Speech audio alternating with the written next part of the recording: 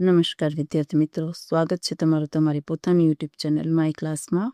આજે આપણે ભણીશું ધોરણ 8 વિષય સામાજિક વિજ્ઞાન ગાલા સ્વાધ્યાય પોથી સેમ 1માં પાઠ 15 ભારતીય બંધારણ.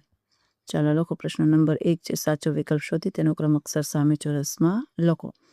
પેલો છે બંધારણ સભાના અધ્યક્ષ તરીકે કોણ હતા? તો એમાં આવશે ડી ડૉક્ટર રાજેન્દ્ર પ્રસાદ. બીજું, બંધારણની ખરડા સમિતિના અધ્યક્ષ તરીકે કોણ હતા? તો એમાં લખો એ ડૉક્ટર ભીમરાવ આંબેડકર. ત્રીજું, ભારત દેશ ક્યારે સ્વતંત્ર થયો? તો લખો 15 ઓગસ્ટ 1947. ચોથું, સાર્વભૌમ લોકશાહીની ઘોષણા ક્યારે કરવામાં આવી? તો લખો સી 26 જાન્યુઆરી 1950. 26 નવેમ્બરના દિવસે કોને ખાસ યાદ કરવામાં આવ્યા? તો લખો એ ડૉક્ટર ભીમરાવ આંબેડકરને.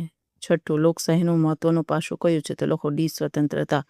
સાતમું, ભારત ધર્મની દ્રષ્ટિએ કેવું રાષ્ટ્ર છે? તો લખો બી બિન સાંપ્રદાયિક. આઠમું, કોને બંધારણીય ઇલાજોના હકને બંધારણના આત્મા કહ્યો છે? તો લખો સી ડૉક્ટર ભીમરાવ આંબેડકર. ચાલો હવે પેલું છે બંધારણ દરેક દેશનો મૂળભૂત દસ્તાવેજ છે. બંધારણ સભાના અધ્યક્ષ ડૉક્ટર રાજેન્દ્ર પ્રસાદ હતા. બંધારણ સભામાં કુલ 389 સભ્યો હતા. આપણા દેશમાં દર વર્ષે 26 નવેમ્બરે બંધારણ દિનની ઉજવણી કરવામાં આવે છે. આપણા દેશના બંધારણની શરૂઆત આમુખથી થાય છે. પછી આમુખ એટલે શું? તો કે પ્રસ્તાવના. આપણા દેશની સામાન્ય ચૂંટણીમાં 18 વર્ષ કે તેથી વધુ ઉંમરના મતદારો મત આપે છે. બંધારણમાં સંઘીય શાસન વ્યવસ્થાની જોગવાઈ કરવામાં આવે છે. નવમું, આપણા દેશની સંઘ સરકારને કેન્દ્ર સરકાર રાષ્ટ્ર તરીકે પણ ઓળખવામાં આવે છે.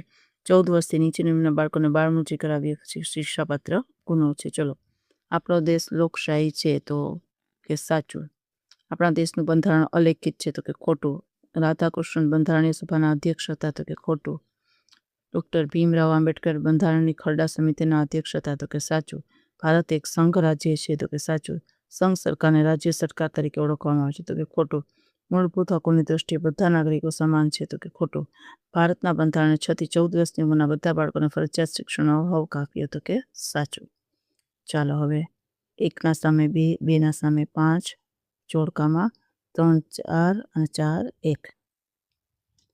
ચાલો વિદ્યાર્થી મિત્રો લખી શકો છો. લખો પ્રશ્ન નંબર 5, એક વાક્યમાં ઉત્તર. બંધારણનો અર્થ જણાવો અને બંધારણ એટલે શું? બંધારણ કોને કહેવામાં આવે છે? લોકો કોઈ પણ દેશનું શાસન ચલાવવા માટે ઘડવામાં આવેલા નિયમોમાં સુવ્યવસ્થિત સંગ્રહને બંધારણ કહે છે.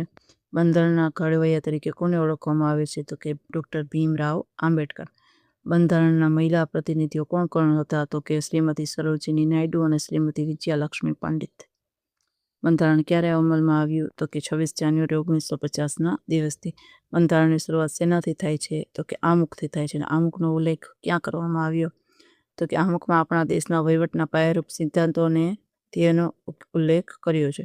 લોકશાહી એટલે શું? તો લોકશાહી એટલે લોકોનું, લોકો માટે અને લોકો વડે ચાલતું શાસન. 7મું, નાગરિકને કઈ કઈ સ્વતંત્રતાઓ મળી છે? તો લોકો નાગરિકને વિચાર, વાણીની અભિવ્યક્તિ અને ઈચ્છા અનુસાર ધર્મ પાળવાની સ્વતંત્રતાઓ મળી છે. 8મું, બિનસાંપ્રદાયિક દેશ એટલે શું? તો લોકો બિનસાંપ્રદાયિક એટલે દેશનું શાસનતંત્ર કોઈ ધર્મ કે સંપ્રદાયની માન્યતાના આધારે ચાલતું ન હોય તેમજ ધર્મ કે સંપ્રદાયના આધારે નાગરિકો વચ્ચે કોઈ પક્ષપાત કે ભેદભાવ રાખતું ન હોય. ચલો 9મું, સંઘીય શાસન વ્યવસ્થામાં કઈ 2 પ્રકારની સરકારોની રચના કરવામાં આવી છે? તો લોકો સંઘીય શાસન વ્યવસ્થામાં 2 પ્રકારની સરકારોની રચના કરવામાં આવી છે. પહેલું સંઘ સરકાર એટલે કે કેન્દ્ર સરકાર અને બીજું રાજ્ય સરકાર. ચલો પછી છે મૂળભૂત ફરજો શા માટે આપવામાં આવી? બંધારણે બધા નાગરિકોને મૂળભૂત હકો આપ્યા પરંતુ એ હકોથી બીજા નાગરિકોને નુકસાન ન પહોંચે તેમજ બધા નાગરિકો રાષ્ટ્રના વિકાસમાં આગળ જવાબ લખીશું વિદ્યાર્થી મિત્રો. 11મા પ્રશ્નનો જવાબ લખો. બાળમજૂરી સજાપાત્ર ગુનો શાથી? તો લોકો શોષણ સામે વિરોધના મૂળભૂત હક દ્વારા 14 વર્ષથી નીચેની ઉંમરના બાળકો પાસે મજૂરી કરાવવા પર પ્રતિબંધ મૂકવામાં આવ્યો છે. આથી ભારતનું બંધારણ લેખિત ન હોય તો શું થાય? તો કે ભારતનું બંધારણ લેખિત ન હોય તો કોઈ પણ વ્યક્તિ પોતાની રીતે વહીવટમાં હસ્તક્ષેપ કરી અરાજકતા ફેલાવી શકે. બંધારણે મૂળભૂત હકના ઉપયોગથી કઈ મર્યાદા મૂકી? તો કે બંધારણ મૂળભૂત હકોના ઉપયોગની આ મર્યાદા મૂકી. કોઈ પણ નાગરિક પોતાના મૂળભૂત હકોનો ઉપયોગ કોઈ વ્યક્તિ, સમૂહ કે રાષ્ટ્રના હિતને નુકસાન કરે તે રીતે ભોગવી શકતો નથી. ચાલો હવે ટૂંકમાં ઉત્તર વિદ્યાર્થી મિત્રો લખી શકો છો. મૂળભૂત હકો જણાવો. તો કે સમાનતાનો હક, સ્વતંત્રતાનો હક, શોષણ સામે વિરોધનો હક, ધાર્મિક સ્વતંત્રતાનો હક, સાંસ્કૃતિક અને શૈક્ષણિક હક, બંધારણીય ઇલાજોનો હક. બીજું, તમામ મૂળભૂત ફરજો વિદ્યાર્થીના જીવનમાં કેવી રીતે બજાવી શકે તે લોકો રાષ્ટ્રધ્વજને સલામી આપી, રાષ્ટ્રગીત ગાતી વખતે સાવધાની પરિસ્થિતિમાં ઊભા રહેવું, રાષ્ટ્ર સેવામાં આવે તત્પર રહેવું, અસામાજિક પ્રવૃત્તિઓમાં ભાગ ન લેવો, જાતિ, લિંગ કે ધર્મના ભેદભાવ વિના બધા વિદ્યાર્થીઓ સાથે ભાઈચારા અને મિત્રતા રાખવીને વૃક્ષારોપણ કરવું. ચલો, એ જ પ્રમાણે ત્રીજા પ્રશ્નનો જવાબ લખો. પ્રશ્ન નંબર 7, બંધારણની કોઈ પણ બે વિશેષતાઓ તો લખો. લોકશાહી, ભારતે લોકશાહી શાસન પદ્ધતિ અપનાવી છે. વ્યાખ્યા: લોકશાહી એટલે લોકોનું લોકો માટે અને લોકો વડે ચાલતું શાસન. પ્રજાની સત્તા કે પ્રભુત્વવાળા અને પ્રજાના વહીવટવાળા શાસનને લોકશાહી કહેવામાં આવે છે. આપણા દેશની લોકશાહીમાં સામાન્ય રીતે દર 5 વર્ષે ચૂંટણીઓ યોજાય છે. તેમાં 18 વર્ષ કે તેથી વધારે ઉંમરના મતદારો ગુપ્ત મતદાન પદ્ધતિ વડે પોતાના પ્રતિનિધિઓ ચૂંટે છે. દેશનો કોઈપણ નાગરિક ધર્મ, જાતિ, વર્ગ, સ્ત્રી કે પુરુષના ભેદભાવ વિના ચૂંટણી લડી શકે છે. સ્વતંત્રતા એ લોકશાહીનું મહત્વનું પાસું છે. લોકશાહીમાં દરેક નાગરિકને વાણી, વિચાર, અભિવ્યક્તિ અને પોતાની ઈચ્છા અનુસાર ધર્મ પાળવાની સ્વતંત્રતા મળી છે. હવે બિનસાંપ્રદાયિક. ભારત બિનસાંપ્રદાયિક દેશ છે. બિનસાંપ્રદાયિક એટલે દેશનું શાસન કોઈ પણ સંપ્રદાય કે ધર્મની માન્યતાના આધારે ન ચાલે.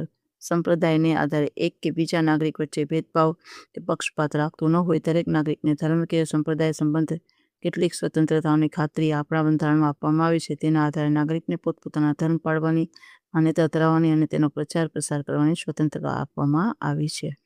કોઈ પણ 6 મૂળભૂત ફરજો ચલો વિદ્યાર્થી મિત્રો લખી શકો છો. જોઈને લખી શકો છો. ચાલો વિદ્યાર્થી મિત્રો, આજના વિડીયો લેક્ચરમાં આટલું જ. જો તમને વિડીયો ગમે તો લાઈક કરશો, તમારા મિત્રો સાથે શેર કરશો અને મારી ચેનલને સબસ્ક્રાઈબ પણ કરશો.